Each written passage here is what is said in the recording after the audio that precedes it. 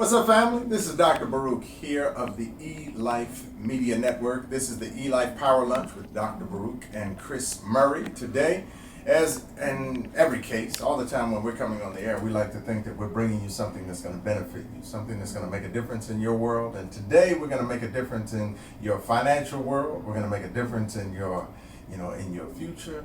And we're going to make a difference in how you feel about yourself. As always, we like to bring in guests who are skilled at elevating our level of understanding about what we can do, who've already done it, and are just telling us some stuff that they kind of think could happen if we did it. Today we've got Brother TJ Loftin in our studio, who is talking to us about his life, what he's gone through, and where it has taken him. So without further ado, Brother TJ, welcome. Thank you, good brother. I appreciate you, Dr. Baruch. Yes, sir. Thank you. Thank you for coming on board and sharing with us your life's work. You've been doing some great things, and it's important that our community knows and builds relationships with people who are having success. Because that's one thing that we recognize, that in the African American community, we're not having a whole lot of successes. When you think about across the board as a community as a whole, we can't really look into our history and be real proud about maybe the last, maybe the last 10, 15 years haven't necessarily brought us the kind of success. We got Obama, but I don't know how many of us, really benefited from Obama being in the White House. But before we jump into that, who is TJ Loftin? Celebrity car builder, retired celebrity car builder turned speaker, as well as a coach, helping people to start businesses. So I travel the country, giving presentations on called monetizing gentrification, teaching people how to create wealth in this historical real estate market, unprecedented, and as well as pushing the auto industry to getting the schools to put the trades back into the schools. When you say monetizing wealth, monetizing this gentrification piece, it almost sounds like an oxymoron, because you got gentrification against black people. Now we can monetize that which is against us. Explain that so that our audience understands how we can benefit from that whole. Well, a lot of people feel that, okay, when they say gentrification is happening, all of a sudden people just, oh wow, this is bad. I'm selling and I'm moving away. I don't want to go through this mess. But from an investor's perspective, it's like that means there's money now. There's funding available. So there's construction that's desperately needed. So as a person, how can we benefit? Okay, as a 5-year-old, 6-year-old and growing up, we need to take them to Home Depot and enroll them in those free classes so they can learn how to hang TVs on the wall, lay some tile, so that they can reap the great benefits in this construction boom that's going on. As a business owner, let's take some of our investment and start buying land and building buildings from the ground up instead of buying stuff that's overpriced, and stop competing to buy things nowadays. Yeah. So it's a lot of opportunity in it. So I coined it monetizing gentrification because people know what it is. And I hear there's things out there where people are saying, oh, it's gentrified, it's over with. Well, it's not over with, it's just beginning. Yeah. We got too many people in California that houses went from $100,000, now they're worth $800,000, and they're selling them. Yeah. But yet, they'll take that money, $800,000 for that 2-bedroom, 1-bathroom, 1,500 square foot house. Then they'll move to Atlanta, Georgia, hypothetically speaking, and pick up a 6,500 square foot house for 600-some thousand. Buy a Range Rover, then look for a job. Mm-hmm. But they have the wealth, enough money that we can go buy a shopping center, 14 units, 10,000 square foot building, and put that business in it that they've always been dreaming of. Yeah. And I'm going through as I travel around the country. Atlanta, Georgia, Philadelphia, Texas, Las Vegas. I'm seeing shopping centers unbelievably priced. Like I'm in Lithonia and I'm looking at 4,000 square foot commercial buildings for $80,000, and they're telling me that's too high. They just went up. I'm like, where I come from, that building's worth about $700,000. In Compton.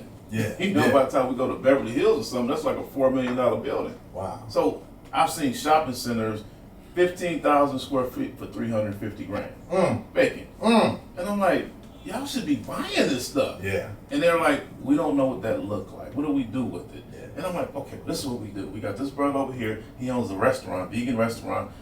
there's no other competition around. They're hard to find. Yeah. So let's buy this shopping center, ask them, can he franchise? Can we hook up with him and open up a second location over here? Yeah. And let's keep this going. Yeah. Let's go over here to your sister's beauty supply or beauty salon and ask her, can she come over here and have a second location? And let's talk to the barbershop guy. You know, let's keep this going. Yeah. It's very simple, but most people don't know what that looked like or how to do it. Yeah. So that's where I come in. Well, that's great, you know, because when I think about the conversations I used to have before I opened up the restaurant, you know, I used to sit every Thursday evening, we would have a meeting, you know, as a community of men, we would meet, we would talk about what it is that's going on in our world, we would talk about what it is that we have to do, but that's as far as it went. We used to talk, and most of our talking came in the space of complaining. We were complaining about, man, it's just tough. We can't get anything. You know, this man is on us so tough, we can't get anything done. You know, it's crazy. You know, the problem is the man. The man is the problem. That's why everything's wrong in our community.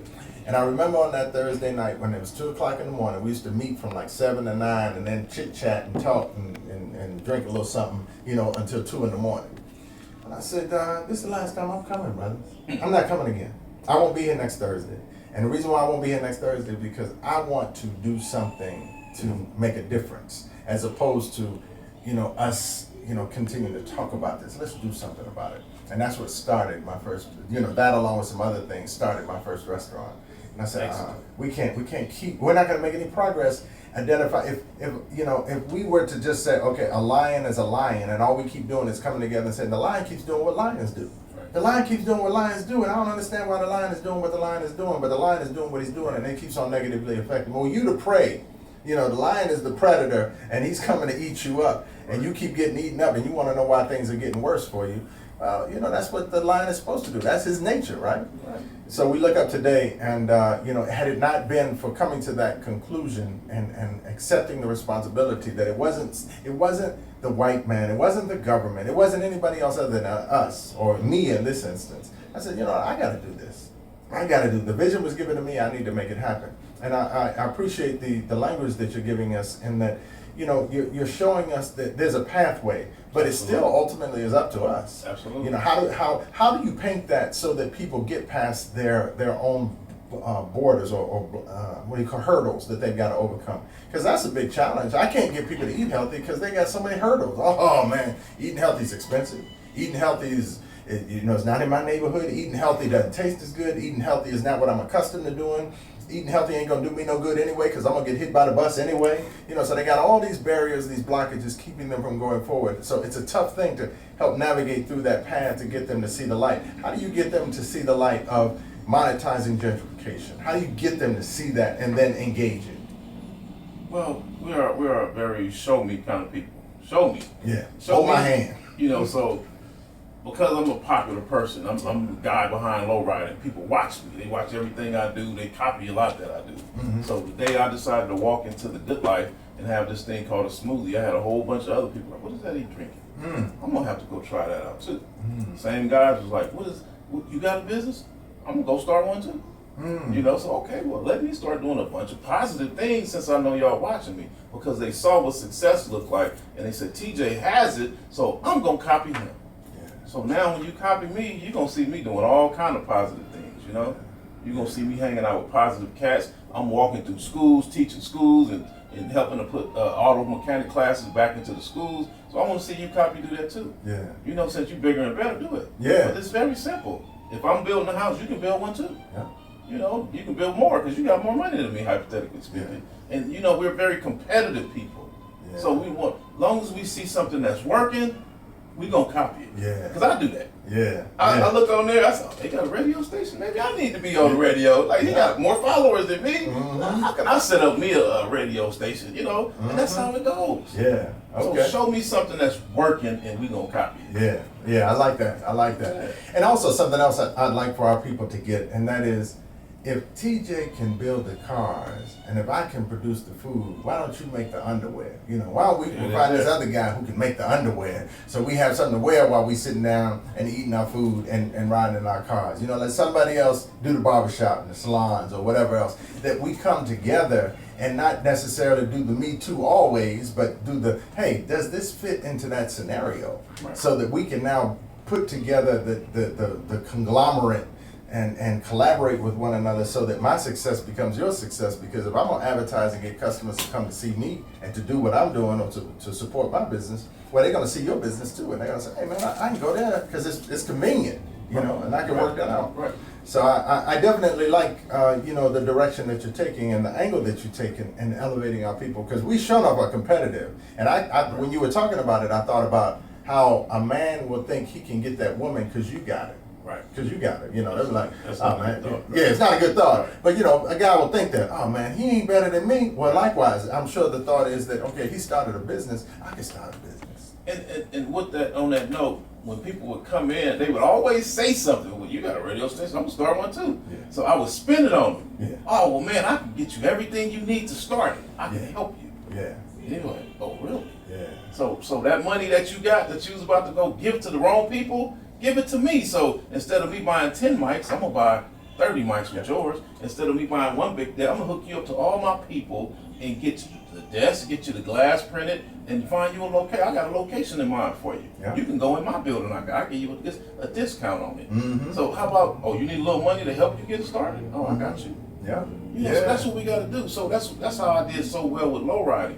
Guys would come in there, oh man, you got all these tow trucks and you shipping. I'm gonna go buy me some too. I said, if you do that, I got a connection to get the trucks for you. Yeah. I can hook you up with some of my clients because I don't have enough tow trucks, so I'll send you some business. Yeah. Oh really? yeah, And that's how I brought in a lot of people. Mhm. I brought in over 100 people, and all those guys are 6 and 7 figure a year earners high easily. Wow, that's what's up. That's Yeah. what's up. So now, what do you do now? You say you kind of graduated or you retired from the low riding business of producing low riders. So what are you doing now? Now I travel the country speaking about the wealth involved in lowriders. Okay. Because of not just lowriders, but the auto industry. So I have a tour called the Auto Industry Wealth. Mm. You know, so we talking about, I was the guy that when the big wheels first came out, Yeah. I had to figure out how to put them on them cars. Yeah. Guys would bring them to me and say, man, I want to put this 30-inch wheel on this, or back in days it was actually a 20. That was the big wheel. Like, wow, you the man. You got 20s. You got dubs on Yeah, there. you got some dubs on your car. You the man, homie. Like, I want to put them on this SC400. They don't fit. Yeah. I'm like, uh-oh. Okay, well, write me a blank check. Yeah. And I'm gonna figure it out. Yeah. I'm gonna butcher your car until I figure out how to get it on there. Then you take it somewhere and have it painted. Yeah. They like, okay. So now they come in with 34. So I tow up so many cars trying to figure out how to put them wheels on there. So a lot of people look at them, they see it's already, the blueprint is already done. Yeah. But they don't know where it came from. Okay. You know, so I was the one who was right there helping to pioneer all of that, all the automotive stuff. I was the one who did, the first one who did a rim repair on the wire wheel and an aluminum wheel. Mm. People would always go buy brand new wheels. I was the one that said, we spending a lot of money on this stuff, so I want to always bring the money home. Yeah. So that's how I think, how can I keep this money? And it goes back to the tax preparer. One day I went in and sit in front of my tax guy. He said, TJ, you spend $120,000 a month on tow truck services. Can't you buy a tow truck or something? And I'm sitting there like, wow. Like, you're right. You got a lot of money. And I'm driving around, I saw a tow truck for sale, $15,000. Let me get 4. You know what I mean? Yeah. And then it just started going and going. I realized everybody I did business with did not like me. Yeah. They didn't look like me and they did not like me. Like, where you get the money to buy this? Where you get the money for that and this and that? And who lets you and how? And too many questions. So, okay, we got to cut all those guys out. So now I'm like, okay, I spend a lot of money on tires. Yeah. I'm always getting flat tires in these trucks and cars, you know, in my rim company. So, okay, well, who can start a rim company? So I'm looking for people to say they want to, so I can say, well, I got some money. Yeah. I'm gonna give you some money to help you start up if I know you're gonna stick to it. You wanna make tires? Okay, I got you. You wanna do transmission repairs? Because I'm always blowing the transmission out in these trucks or a clutch or something. Yep. So I will give you the money to start a transmission shop. Mm-hmm. Okay, well, I'm always painting these lowriders, so, but how much is it gonna cost me to start a paint shop? Yeah. $5,000. First and last on the building. Yeah. You know, that's $2,000. Yeah. You know, Harbor Freight go get all this cheap equipment, and they say, you know, it just keeps going. Oh, I got $5,000. That's why I look at people. You investing in Wall Street? I'm like, for what? What did you get up? You investing in someone else's business that you don't know, you ain't never met, and this cat that you just met telling you, oh, that's a great investment. Well, I know this little kid over here, this young man that's thinking about cutting grass. I'm gonna go buy him some lawnmowers and be partners with him. This guy just came home from prison. He got nothing going for himself but a driver's license. I'm gonna buy him a tow truck and put him out there. You know, so I would always invest back in the community. Now there's hundreds of tow truck drivers out there. We dominate that industry. You know, it's just funny how now we got celebrities will call us and say, hey, the Essence Festival is coming up. I want to take all my Lamborghinis and Ferraris to the Essence in Louisiana. I just rented a mansion. Can you come pick my cars up, drop them off, and take them back afterwards? So we getting all type of different accounts. Yeah. People are like, how you meeting all these people? Yeah. It's like that truck. Yeah. You know, so it's like I see the industry just went in so many different directions. Sure. And you people are like, how do you know these people? How did you get in this? How do you know so much about that industry? These cars and these trucks. Yeah. Yeah. You know, business. I've helped so many people create businesses. It's like I don't understand why other people aren't doing this. Right. Well, you're in town, and you're going to be speaking here in the DC metropolitan area, right? Is that what brings you in town? Right? Actually, I spoke already at the National Harbor. Oh, okay. So PNC. Yeah. Yeah. PNC. Okay. That's what's up. Yeah. Okay. No, I was across the street from them. Yeah. Oh, okay. Yeah, Okay. at the Hampton Inn. But I went to PNC too. Oh, okay. Great. Great. Now, what are you offering on the wise of classes, education? You now being this wealth coach.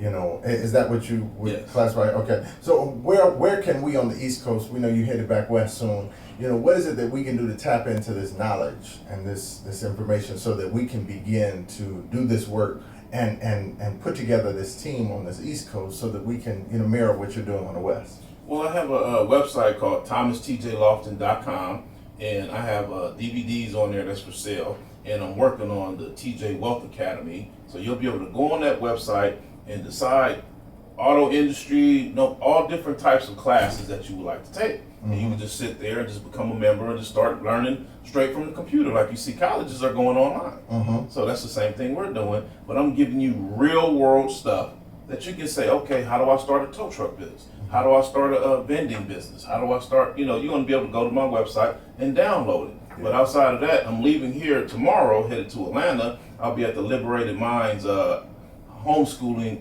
conference, expo, whichever, from the 13th through the 15th, speaking there.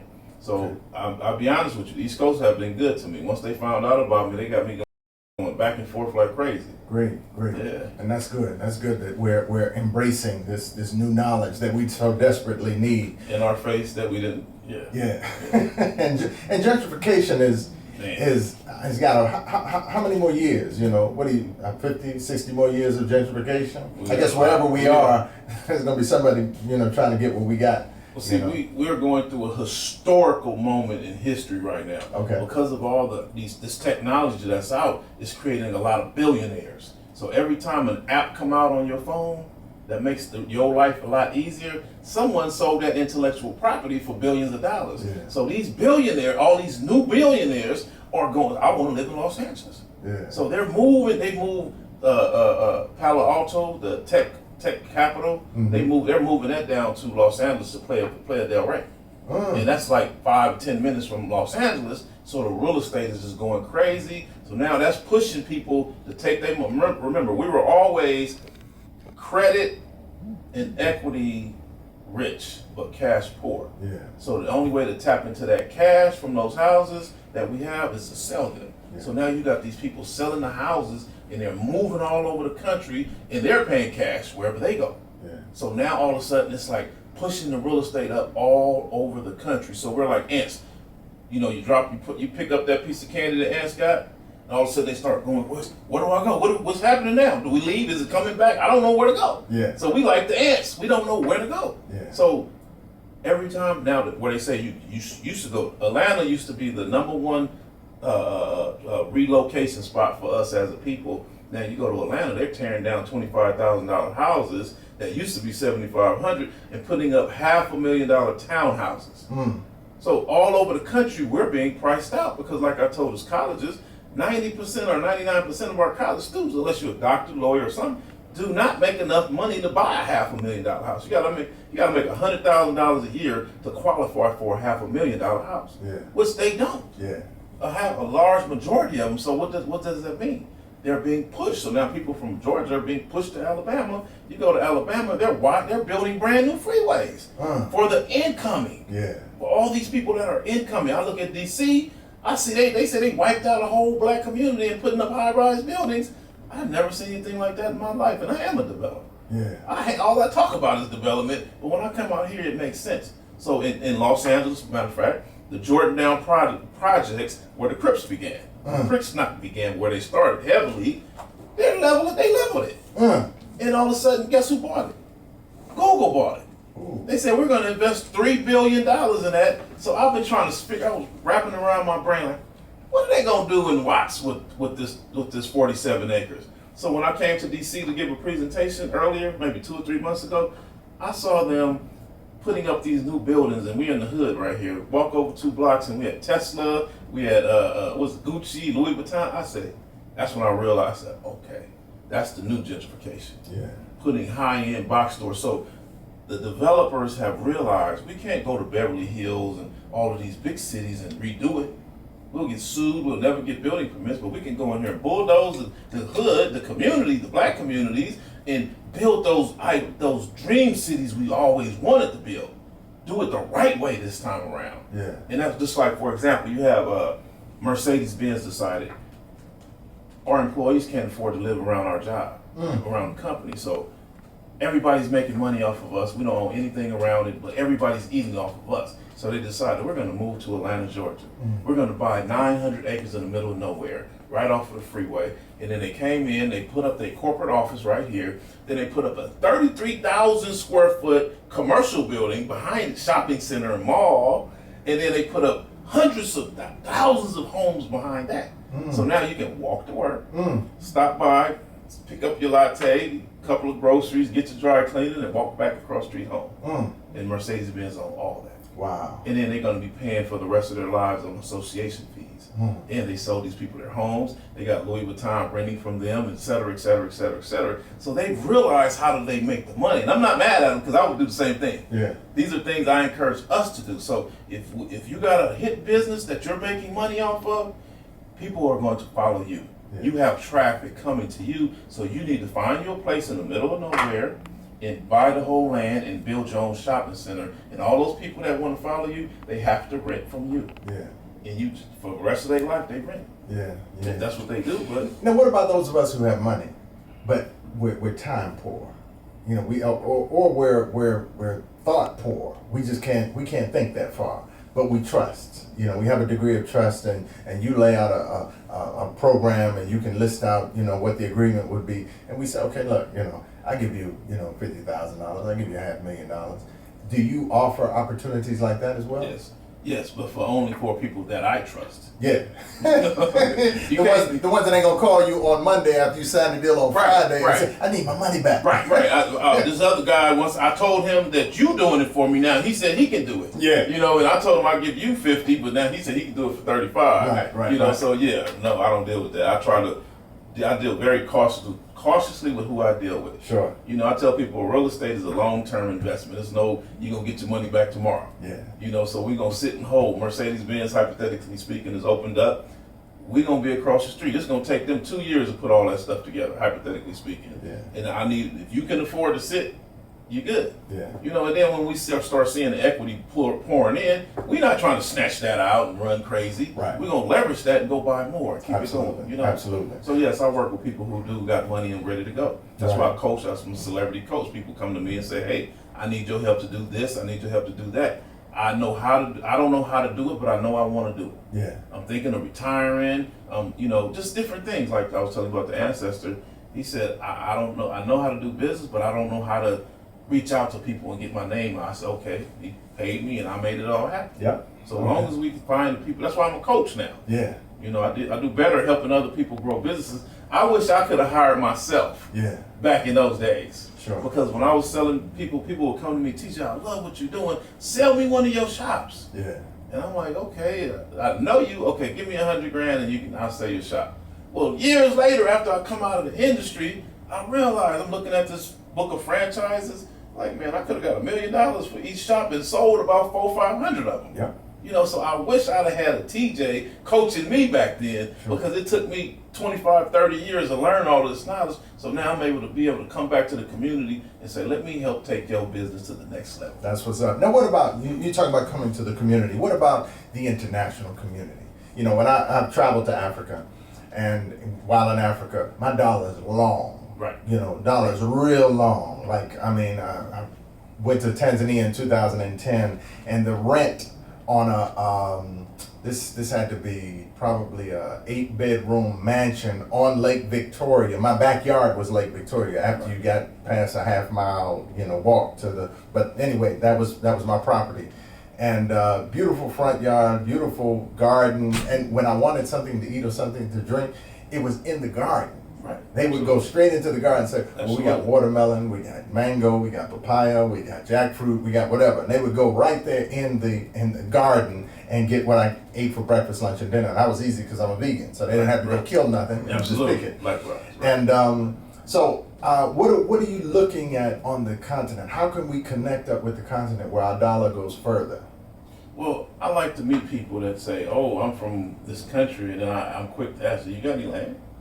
You know, because a lot of people do have land but don't know nothing about development. Yeah. You'd be like, "Oh, we had 800 acres, but we sold 500 of them, and we only got." I'm waiting to hear that. What do you actually have? You Yeah. know. So let's go back. So, though, for those people who do have land, I'm saying let's go over there and let's develop that land. Let's build some luxury timeshares. Let's build some hotels over there. You know, so we got people who are selling their houses in Los Angeles for $1 million, and like you said, that money go a long way over there. That's so we can put up a nice hotel for probably $250,000. Yeah. So a lot of people just don't know how much money they have, Yeah. or they don't understand or overstand the power of the money they have. So I see a lot of us, we would take our little money and we go buy a house Yeah. that's already there. Yeah. But the reality is we can build it at a quarter of the cost sometimes. But in Africa, it'd probably be at less than 10% of the cost. Crazy. You know, Yeah. so there's no reason why we shouldn't be developing Africa right now. Yeah. But I always tell people, when you go out here, more and more people say, "Oh, I'm going to Africa, I'm going out of town, I'm going out of the country." They say, "Oh, I'm going there because I love to get this, I love to get this, that, I love this, I love that." I said, well, when you go over there, instead of just find out who the manufacturer is, get the information, and let's get a distribution going so that we can sell it over here. You get the exclusive distribution rights to be the only one to sell that in America. Yep. And that's how a lot of wealth is created, through regular people traveling overseas. You know, like a guy named Benny Hanna. You may have heard of him. Yeah. He came over here and realized, dude, nobody's selling fried rice. Yeah. I'm gonna sell my fried. Maybe my people will buy it. And he's a multi-billionaire. Yeah. And that's how that works. Yeah. So stop going out of town, people, and just going to enjoy yourself. Go out of town and be looking around. Yeah. You know, look at how much does the land cost? How much does the houses cost? How much does the shopping center cost? Instead of going in there to spend money in these shopping centers, why don't you go in there and how much is a shopping center? Yeah. You know, so how much is it gonna cost? How much is the cost of labor to build a house over there? Yeah. So that you can go up, you'd be surprised. People don't realize it. What about a consortium, you know, creating this collaborative effort of the TJ Loftins of the world, you know, 10, 15, 20 folk that will go then as a trade mission to whatever. It might be to South America. Maybe people don't want to go across the pond. Maybe they want to go down south where they can at least get there and their Range Rover, right? So they can get there. If they can get past the cartel in Mexico, they can jump into South America, maybe Costa Rica, or maybe Brazil, or Belize, or, you know, one of those countries. Is there any opportunity there that you see for investment?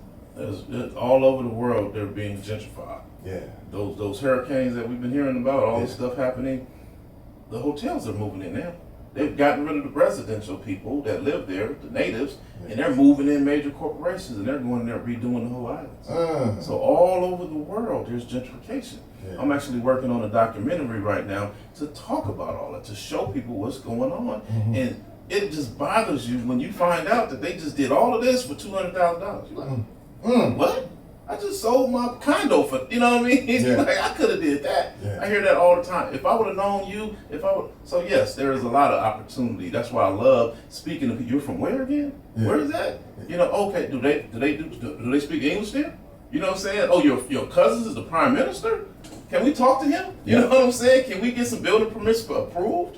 Can we open up a warehouse? Or are there any closed down warehouses over there that we can buy? Can he give them to us or something? You know, I just want to know what we have, and that's a blueprint ready. Yeah. You know. So what's your team look like? You know, because you can't do it all. I'm building it right now as we speak. That's why I'm on this tour. Yeah. You know, people, when I go somewhere, I stay a whole week. Yeah. Because I need to meet people like me. I'm looking for people that's like me, people who got money, people who got ideas, people who got land. I need to put that together and see what's going on so we can do it. Like people who got nice restaurants, they ain't got no vegan. Yeah. You know, so it's so much opportunity overseas, etc. Yeah.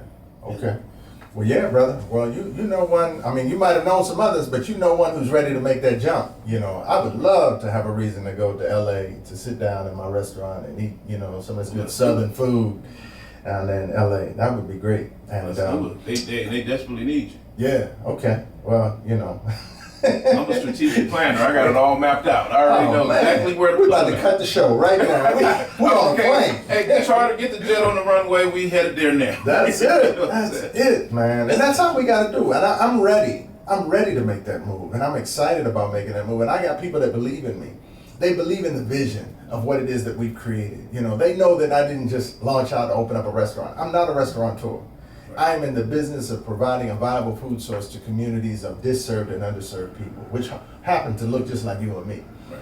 You know, and it started out there. We're branching out because I realized I like other people's money too. Absolutely. You know, I ain't got no problem with other Okay, people's money. You know, especially because it makes it easier for me to be able to offer the underserved, you know, affordable food, healthy food. Right. So I'm definitely open to the idea, and I don't want this to, you know, no grass to grow up under that. Let's move. And let's make some things happen so we can talk on the radio in, you know, 6 months and talk about, look, we done inked the deal. Exactly. The building is going up. You know, Exactly.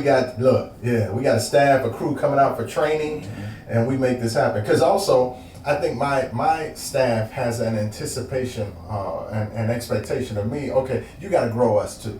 You know, and the only way that you can grow your staff and really build them, you know, a future in your business is you got to expand so that you can bring more resources in. You bring more resources in, you can pay people more, you can give them bigger opportunities so they can expand and not just, you know, find themselves just doing the same thing over and over again for the next 5-6 years, you know. So I'm really excited. Again, everybody, we're talking to Brother TJ Loftin, and he's a health coach, a life coach, a wealth coach. He's a coach, you know, one of those brothers that you can sit down and learn from and glean from and benefit from. And so we're very thankful, again, that you've been able to come in and share the information with us. Give us our contact information where we can find you again. I can be found on Facebook, Instagram, YouTube at Thomas TJ Loftin. That's Loftin. And my website is thomastjloftin.com. If you want to reach out in person, I'm at area code 310-619-3954. If you like a coaching, consultation, or to find out about the next, how to schedule a training. Okay. I do FaceTime, etc., global, all over the world with this technology we have. Yeah. Give us that number again. Area code 310-619-3954. Great. Well, I really appreciate you taking time out. I know you're busy and you were, you know, hanging out in the city for a minute after your conference, you know, this weekend. I appreciate you being able to come through and sharing with us the wisdom and giving a light on a path, because you opened up my eyes to things that I didn't think about. You know, I think about investment. I'm thinking about, okay, I need to buy a new refrigerator. Yeah, I need to do that too. Right. But I also need to look at, you know, expanding my mind and my vision into, you know, other broader markets where, you know, we can be making money off of our money. Exactly. Yeah. And that's why we need coaches, because I was like yourself. I was too busy trying to figure out how to put a transmission, how to get this tire, how to get down the highway without getting tickets and all that. I wasn't monitoring the cost of real estate. Yeah. Me about to find out that I'm about to be priced out. I don't have 4 or 5 years to think about it. I need to go now, you know? So this is where having a coach comes in at. We need to have wealth coaches, business wealth coaches, to coach your business, because too many of us know everything about making a pie but never think about, maybe I should buy the building. Yeah. Maybe I should buy the house instead of that Mercedes, you know?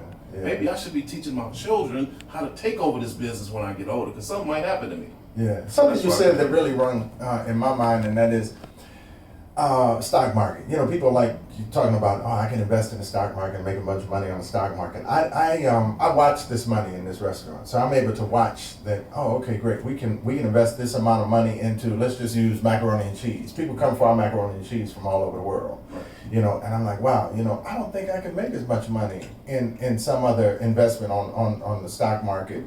And not have, I don't have any risk on my mac and cheese. There's no risk. Right. You know, they come. You know they come. They come. They love it. And I would love to expand that opportunity to other people.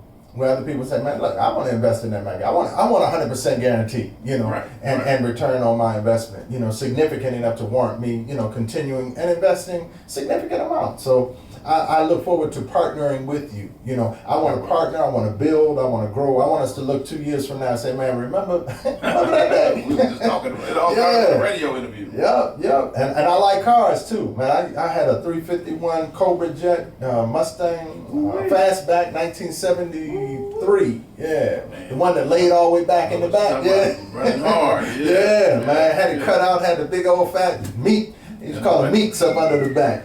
Man. Yeah, I love that. Trying to avoid them tickets. Oh yeah. I had a call them problem. Ticketmaster. Yeah. Yep. So I look forward to us connecting up and and being a continued blessing to our community. Absolutely. And I'm thankful that you would come on and share this information with us and share your time with us. And you all who are interested in getting in contact with them, please do so.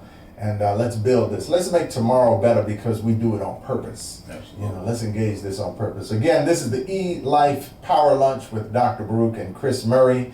We're here in the Elife Media Studios. Continue to view and watch what it is that we're doing here. Like it, share it, post it, comment on it, distribute this information out so that more people can know what's going on in the world around us that we control. We control this.